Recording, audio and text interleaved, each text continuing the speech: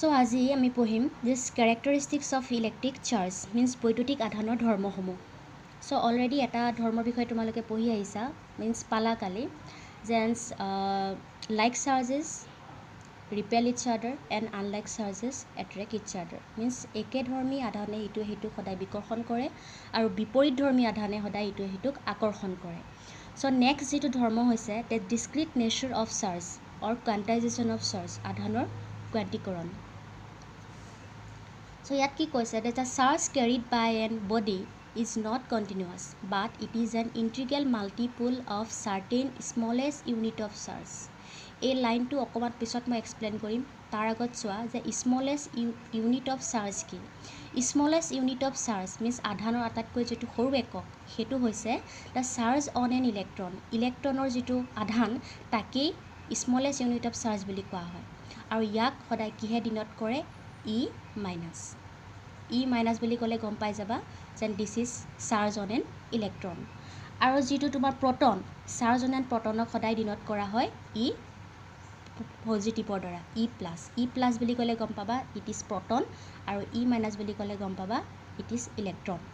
আৰু এই ইলেক্ট্ৰনৰ যিটো চাৰ্জকে সদায় স্মলেষ্ট ইউনিট অফ চাৰ্জ বুলি কোৱা হৈছে বা fundamental unit of negative electricity আৰু এইটো হৈছে fundamental unit of positive electricity.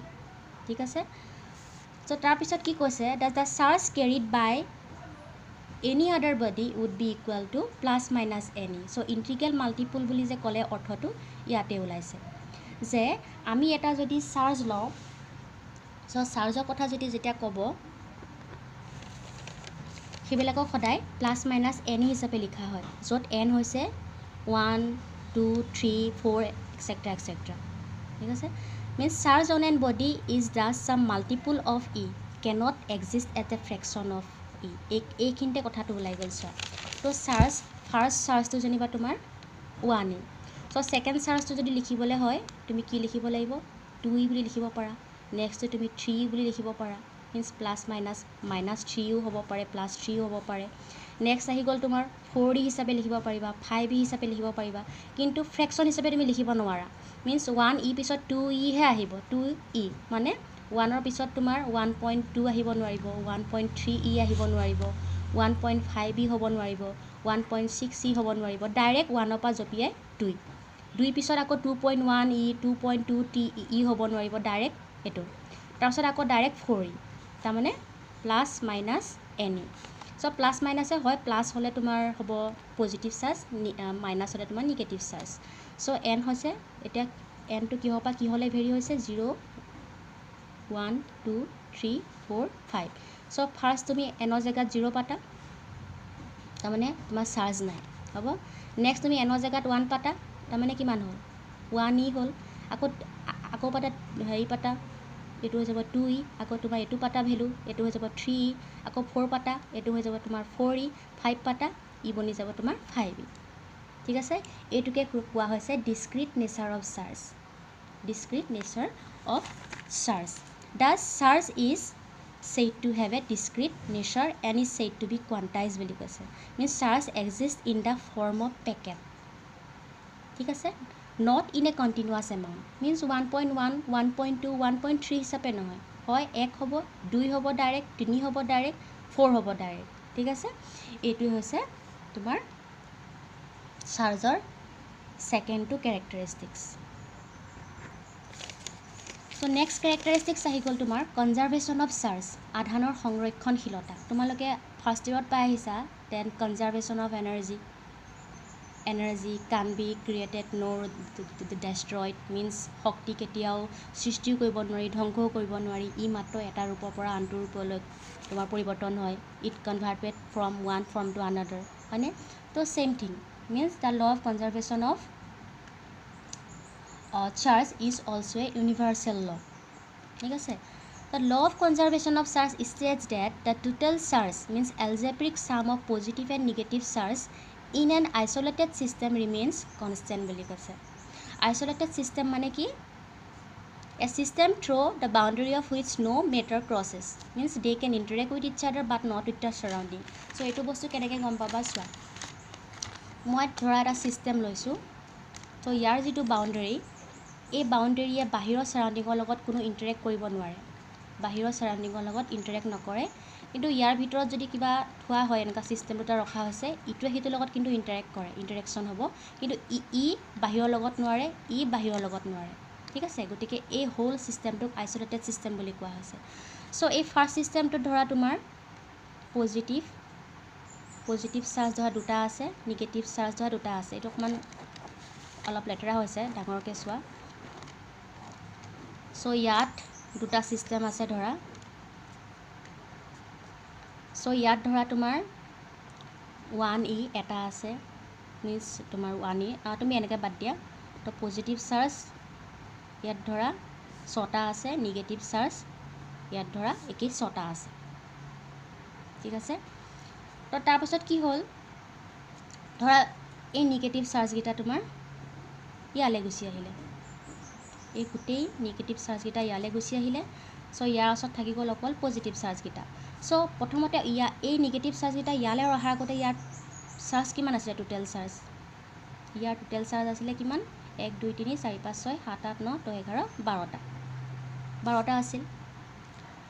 আৰু ইয়াত আছিল তোমাৰ 0, হ'ব, মিনছ 12টা ইয়াত চাৰ্জ আছিলে, ইয়াত আছিলে 0 চাৰ্জ। চ' এই 6টা নিগেটিভ চাৰ্জ ইয়ালৈ আহি যোৱাৰ পিছত ইয়াৰ ওচৰত হৈ গ'ল তোমাৰ 6c, ইয়াৰ ওচৰত থাকি গ'ল আকৌ 6c, হ'ল। এতিয়া চোৱা, ইয়াৰ চাৰ্জটোৱে প্লাছ কৰি দিয়াচোন, প্লাছ মাইনাছ তুমি চাব নালাগে, জাষ্ট প্লাছ কৰা। চ' 6 + 6 কেইটা তোমাৰ চাৰ্জ আহি গ'ল, আকৌ 12টাই থাকিলে। তাৰমানে তোমাৰ ইয়াৰ পৰা ইয়ালৈ যোৱাৰ আগতে ইয়াৰ টোটেল চাৰ্জ আছিলে কিমান, 12 + 0 = 12হে আছিলে। আৰু চেঞ্জ হোৱাৰ পিছতো ইহঁত দুটাৰ চাৰ্জ দুটাক যদি আকৌ প্লাছ কৰা, একেই 12হে হ'ল। চ' ইয়াকে কোৱা হৈছে কনজাৰ্ভেশ্যন অফ চাৰ্জ, ঠিক আছে। চ' নিগেটিভ চাৰ্জকেইটা আমি ধ্বংস কৰা নাই, মিনছ আমি শেষ কৰি আঁতৰাই পঠিওৱা নাই, ই জাষ্ট বেলেগ এটা ছিষ্টেমলৈ তোমাৰ চেঞ্জ হেৰিলৈ মানে তোমাৰ ইয়ালৈ যোৱা হৈছে, ঠিক আছে, নিয়া হৈছে। চ' নিগেটিভ চাৰ্জকেইটা ইয়াত জাষ্ট নিয়া হৈছে আৰু টোটেল চাৰ্জটো দুইটাৰে একে থাকিছে। ত' তোমালোকে আন এটা উদাহৰণ চাব পাৰা। ত' ইয়াত কি কৈছে, তোমাৰ যিটো কনজাৰ্ভেশ্যন অফ তোমাৰ চাৰ্জৰ, when a glass rod is rubbed with silk, the former acquires positive charge because of the transfer of electron from it to the silk. Former মানে ইয়াত গ্লাছ ৰডৰ কথা কৈছে। গ্লাছ ৰডক যেতিয়া এটা চিল্কৰ লগত ঘঁহাই দিয়া হয়, তেতিয়া গ্লাছ ৰডটোৰ ওচৰত অকল পজিটিভ চাৰ্জ থাকে আৰু চিল্কটোৱে তোমাৰ নিগেটিভ চাৰ্জ পায়।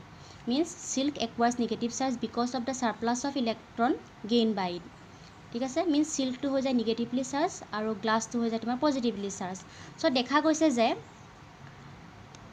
it is observed that the magnitude of positive charge on glass rod is equal to the magnitude of negative charge on silk. Thus, the total charge on the isolated system of glass rod and silk remains the same, means 0 before and after the rubbing. This verifies the law of conservation of charge. So, etia chua. So, glass rodot first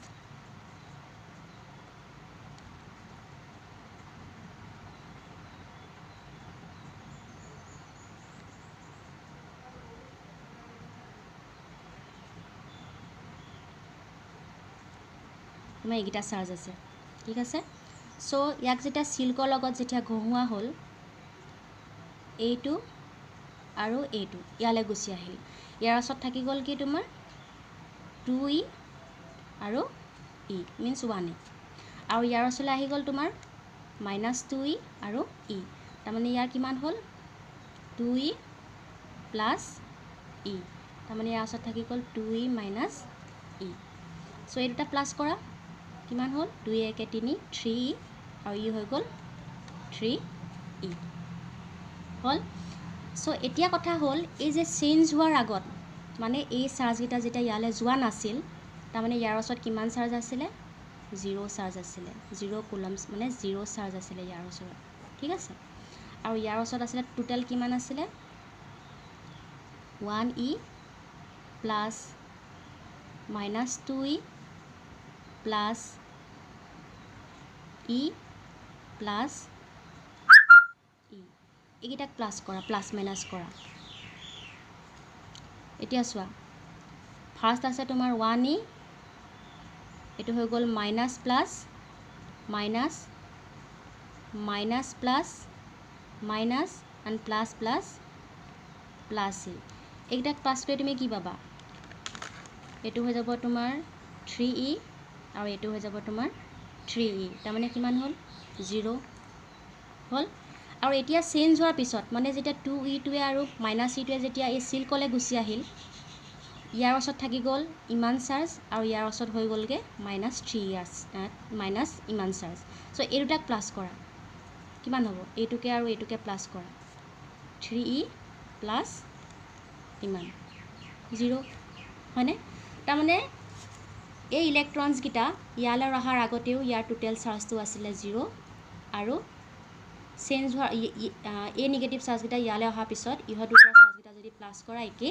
0 পাবা চ' আগৰ এক্সাম্পলটোত মই plus মাইনাছৰ কথা ধৰা নাছিলোঁ just মই অকল positive charge যে এনেকৈ 6টা আছিল নিগেটিভ চাৰ্জ 6টা আছিল বুজিব সুবিধা হোৱাৰ কাৰণে মই ধৰিছিলোঁ ইয়াত যদি প্লাছ মাইনাছৰ যদি চিনটো ধৰা হয় তেতিয়া তোমাৰ ইয়াত দেখিবা যে টোটেল চাৰ্জ ইয়াত 0 আছিল ধৰা আৰু চেঞ্জ হোৱাৰ পিছতো চাৰ্জ 0 থাকিলে this verifies the laws of conservation of charge so' next আহি গ'ল তোমাৰ additive nature of charge means আধানৰ যোগাত্মক প্ৰকৃতি just total charge on an external body is equal to the algebraic sum of charges located at different points or different regions of the body so এইটো বুজিবৰ কাৰণে সবতকৈ সহজ এইটো চোৱা অকমান আগত যেনেকৈ প্লাছ কৰিছিলোঁ ধৰা হ'ল এই সিস্টেম এটাত +1e চাৰ্জ আছে -2e চাৰ্জ আছে +3e চাৰ্জ আছে -4e চাৰ্জ আছে +5e তাৰপিছত আহি গ'ল তোমাৰ আকৌ +2e আকৌ তোমাৰ -1e ধৰা -3e চাৰ্জ আকৌ প্লাছ তোমাৰ 4e চাৰ্জ আছে চ' বেলেগ বেলেগ জেগাত বেলেগ বেলেগ ধৰণৰ এনেকুৱা প্লাছ মাইনাছ ধেৰ চাৰ্জ আছে চ' গোটেইকেইটাকে একেলগতে যোগ কৰা ফাৰ্ষ্ট হৈ গ'ল +1e +2e +3e +4e +5e +2e +1e -1e +3e +4e চ' মাইনাছ প্লাছবিলাক ব্ৰেকেটত সোমোৱাই মেলাই বাকীবোৰ চব মই এনেকৈ প্লাছ কৰিছোঁ এতিয়া চোৱা ইয়াত কি দেখিলা 1e minus plus minus +3e -4e +5e +2e minus plus -1e minus plus -3e আৰু হৈ গ'ল 4e এইকেইটা কৰাচোন এতিয়া কি দেখিবা গোটেইকেইটা প্লাছকেইটা কৰা প্ৰথমতে 3 × 1 = 4 4 × 5 = 9 10 × 11 12 13 14 15 15e আৰু যেতিয়া মাইনাছকেইটা কৰা মাইনাছ কৰিলে কিমান পাবা 6 আৰু এইকেইটা হৈ যাব তোমাৰ 4e হ'বনে এইটো হৈ যাব তোমাৰ 15e -10e তাৰমানে এইটো হৈ যাব তোমাৰ 5e এডিটিভ নেচাৰ ঠিক আছে লাগিলে প্লাছ হওক মাইনাছ হওক প্ৰথমতে চববোৰ প্লাছ কৰি লয় তাৰপিছত লাগিলে মাইনাছ প্লাছ চেঞ্জ কৰাৰ পিছত এনেকৈ আহিব this is called additive nature of charge আধানৰ যোগাত্মক প্ৰকৃতি